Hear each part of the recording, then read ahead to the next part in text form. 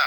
আপনার তাকদিরে যা আছে আপনি পাবেন, যা নাই কোশ্চেন কালেও পাবেন না, ফুল স্টপ। আপনার তাকদিরে যা আছে আপনি পাবেন, না পেয়ে আপনি দুনিয়া থেকে যাবেন না, ফুল স্টপ। আর আপনার তাকদিরে যা নাই সারা দুনিয়ার মানুষ মিলে আপনাকে দিতে পারবেন না। এই চিন্তাটা আগে মাথার মধ্যে সেট করেন। এই দুনিয়ার জীবনে আপনার দুনিয়ার বাড়ি গাড়ি টাকা পয়সা রিজিক ব্যবসা বাণিজ্য স্ত্রী সন্তান এগুলোকে নিয়ে এত বিচলিত হওয়ার কিছু নাই। আপনার আমার তাকদিরে যা লেখা হয়েছে এর একটা দানা আপনি বেশি খেয়ে পৃথিবী থেকে যাবেন না। আর আপনার আমার রিজিকে যা আছে তার এক চুল রেখে আপনি দুনিয়া থেকে যাবেন না। এটাই চূড়ান্ত সত্য কথা।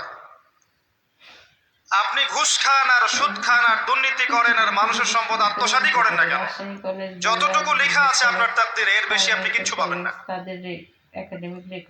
আর আপনি হালালে থাকার জন্য যতই কষ্ট করেন, হালালে আছেন, সবজি বিক্রি করে খাচ্ছেন, আপনি ছোটখাটো ব্যবসা করছেন, মানুষ আপনাকে দাম দেয় না, আন্ডারএস্টিমেট করে, গরিব বলে, ফকির মিসকিন বলে, কিন্তু আপনার তাকদিরে যা আছে আপনি সেটাই পাবেন, এর বেশি আপনি কিচ্ছু পাবেন। প্রথমে আল্লাহই শেষ।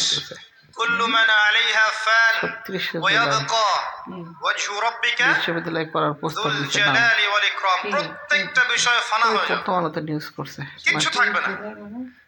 এখন আপনি পৃথিবীতে যা দেখছেন 36 জুলাই এগুলোর কিছুই থাকবে না।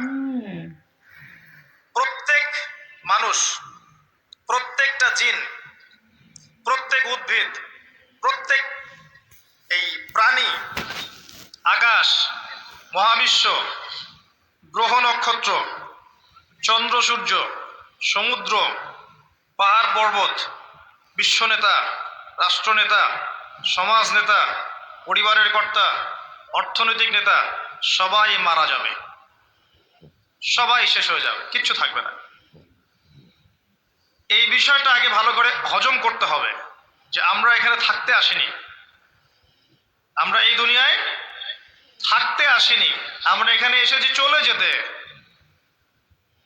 যার মনের মধ্যে এই কনসেপ্ট থাকে সে কখনো আল্লাহ পাকের বিদ্রোহী হতে পারে না, সে কখনো আল্লাহ দ্রোহিতা করতে পারে না, কুফরি করতে পারে না, শিরক করতে পারে না, আল্লাহর অবাধ্য হতে পারে না। যার মনের মধ্যে এই চিন্তা বদ্ধমূল যে আমি এখানে থাকতে আসিনি, আমি এখানে মুসাফিরের মতো এসেছি, গাছের ছায়ায় বিশ্রাম নিচ্ছি, বিশ্রাম নিয়ে শেষ হবে চলে যাব। যারাই আল্লাহ দ্রোহিতায় লিপ্ত হচ্ছে, শিরিক করছে, বেদাত করছে, হারাম খাচ্ছে, ঘুষ খাচ্ছে, সুদ খাচ্ছে, জেনা করছে, আল্লাহ দ্রোহিতা করছে, আল্লাহর বিধানকে অস্বীকার করছে, তারা ইনডাইরেক্টলি ধরে নিয়েছে যে তারা মনে হয় পৃথিবীতে চিরকাল থাকবে। কারণ যদি কিয়ামতের মাঠের কথা তাদের স্মরণ থাকতো তারা কখনোই কাজগুলো করতে পারতো না, পারতো? এবার আসেন, আল্লাহ পাক কলম সৃষ্টি করে তাকদীর লিখেছেন, অতএব